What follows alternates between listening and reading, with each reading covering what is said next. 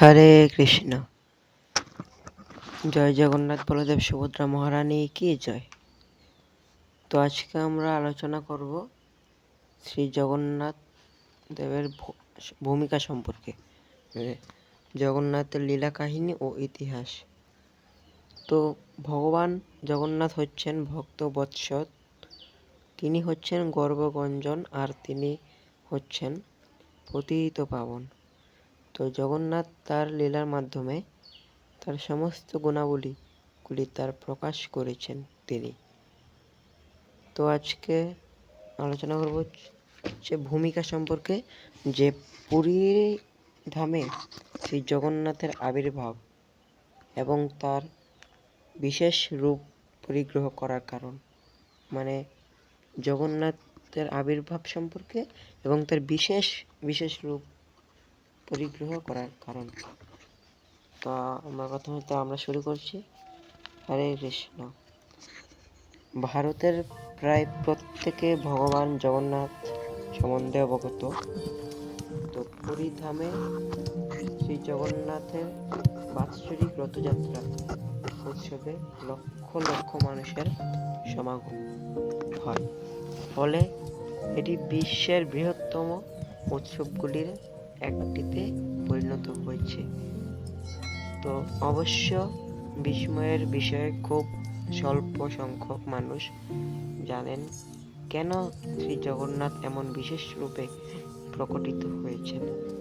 তো সেজন্য তার আবির্ভাব সম্বন্ধে আমরা একটি নীতি দীর্ঘ ব্যাখ্যা এখানে সংযোজন করছি। তো নীতিযোগ সংযোজন ব্যাখ্যার টাইটেল হচ্ছে পুরী ধামে শ্রী জগন্নাথের আবির্ভাব এবং তার এমন বিশেষ রূপ পরিগ্রহ করার কারণ। তো শুরু করলাম। হাজার হাজার বছর পূর্বে ভগবান শ্রী বিষ্ণুর একজন মহান ভক্ত রাজা ইন্দ্রদম্ন তার প্রভুকে মুখোমুখি সচক্ষে দর্শন করার আকাঙ্ক্ষা করেছেন।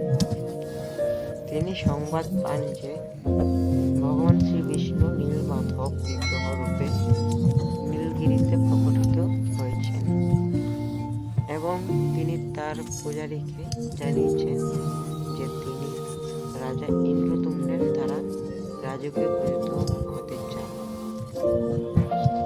তো মহারাজ ইন্দ্রদম্ন যখন ওই স্থানে উপনীত হলেন, তিনি সেই বিগ্রহের দর্শন পেলেন না। তখন একটা দৈববাণী ধ্বনিত হলো। ওই বাণীতে ঘোষিত হলো যে রাজা নীলগিরির শীর্ষদেশে একটি মন্দির নির্মাণ করবেন এবং জগন্নাথ সেখানে দারু বিগ্রহ রূপে প্রকটিত হবেন। তো দেব আজ্ঞা অনুসারে মহারাজ ইন্দ্রদম্ন যথাস্থানে সুরম্য সদৃশ্য একটি মন্দির নির্মাণ করলেন এবং তার চতুর্দিকে রামকৃষ্ণপুর নামে একটা নগর প্রতিষ্ঠিত করলেন। রাজা অভিলাষ করলেন যে ব্রহ্মাজি ওই মন্দিরের উদ্বোধন করুন। সেজন্য তিনি ব্রহ্মাকে আমন্ত্রণ জানালেন। তো কিন্তু ব্রহ্মলোকে সময় প্রবাহ ভিন্ন, সেজন্য তিনি সেখান থেকে যখন প্রত্যাগমন করলেন, ইতিমধ্যে পৃথিবীতে তখন কয়েক শতাব্দী অতিবাহিত হয়ে গিয়েছে, আর প্রবল বালুকা ঝড়ে মন্দির বালুকাশির নিচে অন্তর্হিত হয়ে গেছে। তার প্রস্থানের পর দুজন রাজা তার রাজ্য শাসন করেছেন এবং দ্বিতীয় রাজা গালমাধবের রাজত্বকালে ওই মন্দির আবার পুনরায় উন্নত করা হয়েছে। যখন রাজা ইন্দ্রদম্ন গিয়ে জানালেন যে তিনি ওই মন্দিরটি নির্মাণ করেছেন, কেউই তার কথা বিশ্বাস করল না। ওই মন্দিরে অনতি দূরে ভূষণ্ডী নামক কাক বাস করত। রাজার বক্তব্যে সমর্থন জানালেন রাজা গালমাধব। ইন্দ্রদম্নের দেবী মেনে নিলেন। তো মন্দির উদ্বোধনের আয়োজন শুরু হলো। রাজা ইন্দ্রদম্ন তখন ব্রহ্মাকে অনুরোধ করলেন মন্দির উদ্বোধন করতে ও শ্রীক্ষেত্র নামে পরিচিত মন্দিরে পারিপার্শ্বিক স্থান পবিত্রীকৃত করতে। কিন্তু ব্রহ্মা বললেন, এই স্থান পরমেশ্বর ভগবানের অন্তরঙ্গ শক্তি হতে প্রকাশিত হয়েছে। ভগবান এখানে নিত্যকাল বিরাজমান এবং যখন তিনি অভিলাষ করেন তখনই মাত্র তিনি প্রকটিত হন। ভগবানকে এখানে প্রতিষ্ঠা করা আমার সামর্থ্যের অতীত। পড়লেন ইতি কর্তব্যের জন্য ভগবত নির্দেশে প্রতীক্ষা করতে লাগলেন। কিন্তু প্রতীক্ষা করতে করতে এক সময় তার ধৈর্য হতাশায় পর্যবসিত হলো। তার জীবন নিরর্থক বিবেচনা করে তিনি অনশনে প্রাণত্যাগের সংকল্প করলেন। তখন শ্রী জগন্নাথ তার নিকট স্বপ্নে আবির্ভূত হয়ে বললেন, হে প্রিয় রাজন, উৎকণ্ঠা ত্যাগ করো। আগামীকাল আমি দারু ব্রহ্মরূপে বাইকি মোহন নামক স্থানে সমুদ্র তীরে ভেসে আসব। পরদিন আনন্দ উল্লাস সমুখর কীর্তন সংযোগে মহোদধি সমুদ্রের তট হতে দারু ব্রহ্মকে জলে বিধৌত করা হলো এবং একটি স্বর্ণরথে করে প্রাসাদে মহারাজ ইন্দ্রদ্যুম্নের নিকট আনয়ন করা হলো। তিনি ওই দারু কাষ্ঠ হতে মূর্তি নির্মাণ করার জন্য অনেক ভাস্করকে ডাকলেন, কিন্তু তাদের কেউই ওই দারু খোদাই করতে সামর্থ্য হলো না। তাদের শ্রেণী দারু গাত্র স্পর্শ মাত্র টুকরো টুকরো হয়ে ভেঙে গেল। তারপর একজন শিল্পী নিজেকে অনন্ত মহারানা রূপে পরিচয় দিয়ে রাজার নিকট বিগ্রহ খোদাইয়ের অনুমতি চাইলেন। অনেকের মতে এই মূর্তি শিল্পী অনন্ত মহারানা ছিলেন ভগবান স্বয়ং জগন্নাথ। অনেকে বললেন যে দেবলোকের স্থপতি বিশ্বকর্মাই ভগবানের সেবা করার জন্য এসেছিলেন। তিনি শর্ত দিলেন যে বিগ্রহ নির্মাণের জন্য তাকে 21 দিন সময় দিতে হবে। মানে বিগ্রহ নির্মাণের করার জন্য তিনি 21 দিন সময় নিয়েছে। তো এজন্য তাকে কক্ষে একাকী রেখে কক্ষ দ্বার বন্ধ রাখতে হবে।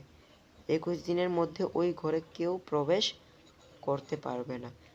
মানে যেই ঘরে 21 দিন ধরে বিগ্রহ নির্মাণ করা হবে সেই ঘরে বন্ধ থাকবে এবং সেই ঘরে 21 দিনের মধ্যে কেউ প্রবেশ করতে পারবে না।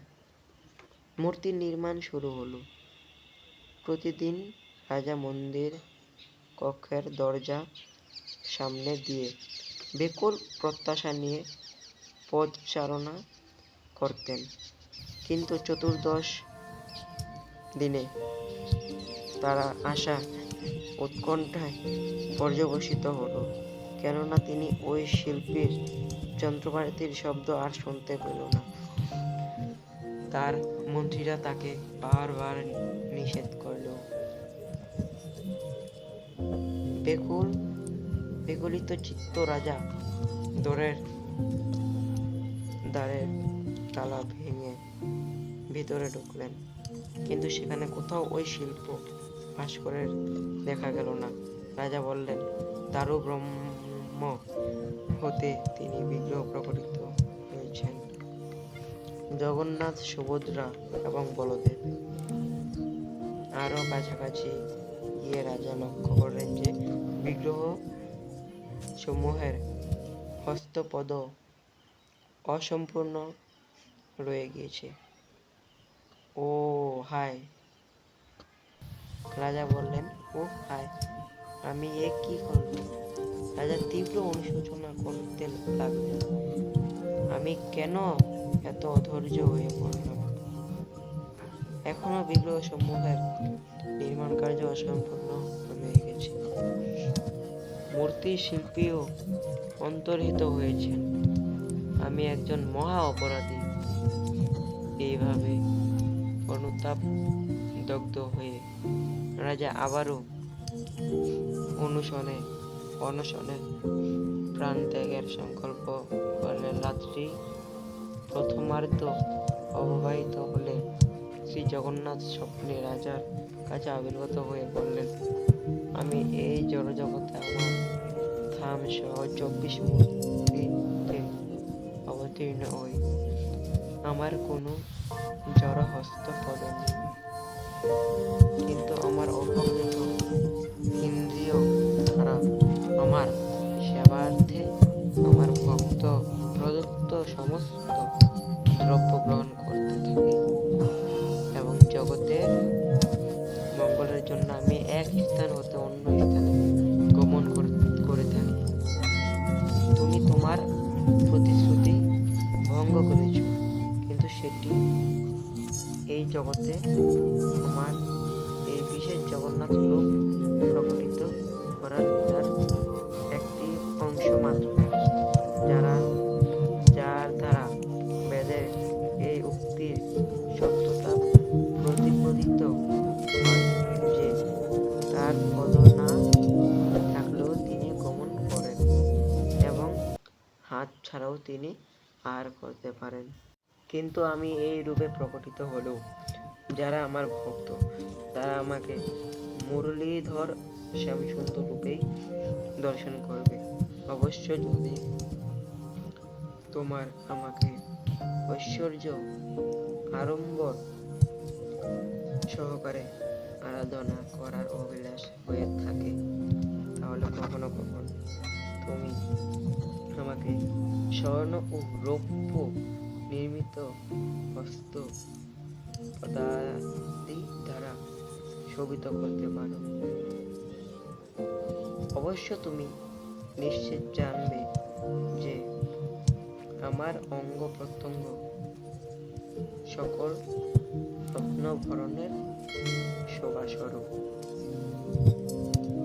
স্বপ্নে শ্রী জগন্নাথের এই বাণী শ্রবণ করে রাজা ইন্দ্রদম্নের পূর্ণরূপে সন্তুষ্ট করলেন এবং তার নিকট এইভাবে প্রার্থনা করতে লাগলেন, জয় জগন্নাথ, বলদেব সুভদ্রা মহারানী কি জয়।